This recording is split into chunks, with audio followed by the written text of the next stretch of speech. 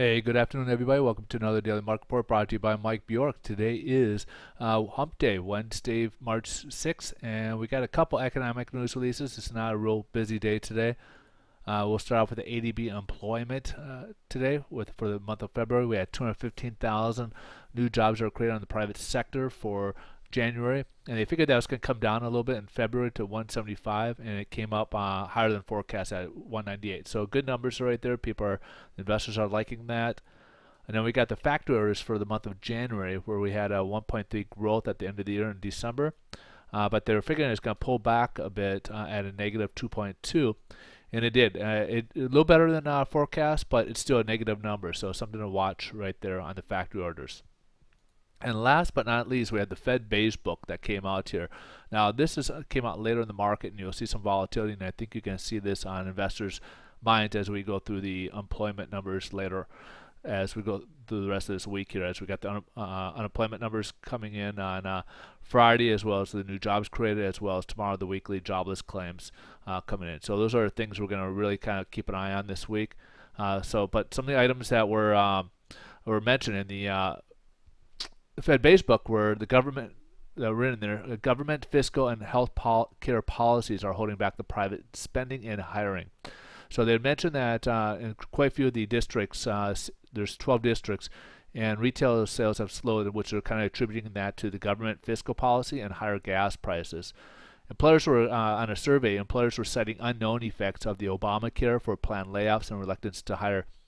10 of the districts reported a modest to moderate pace on their growth through February, and Boston and Chicago reported slow pace. So not the greatest numbers, especially some of the effects and uncertainties of the Obamacare that's coming out here, that it seems to be actually having an adverse effect on the economy, where a lot of employers just simply don't want to hire because they're still uncertain about what things are coming out through it, which is unfortunate. So let's go ahead and take a look at the bond market, or actually over the headline news. And the stock market, you're going to see, is actually a little mixed right now. The Dow and Nasdaq, I believe, were up, and S&P. No, actually, I believe the Nasdaq was down and the S&P was up. So not as high as it was yesterday, but market's still a little mixed today. So let's jump over the bond market and see what's going on here. And we started the day off much lower today. We were down about 103.19 and currently down about 3 basis points. We didn't quite cover and went below the floor line here. So remember what I said, we had the potential where we could drop down to the 102.90-ish level here in the support here range before we could have a drop before we get even up to the 104 level. So that could be in the coming along here shortly.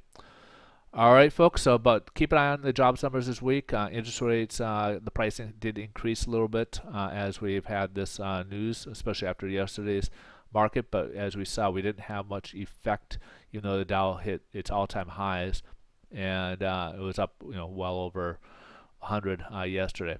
So keep an eye on the jobs numbers, and if we have anything that comes in a surprise that too high on people applying for unemployment, or unemployment eked upwards, or didn't come up with Bureau Statistics jobs creations, we could have an improvement in the bond market. All right, folks. Thanks for watching. We hope you guys have a wonderful day. We will see you guys tomorrow. Again, we have the weekly jobless claims tomorrow, so we'll keep an eye on that. Have a great day.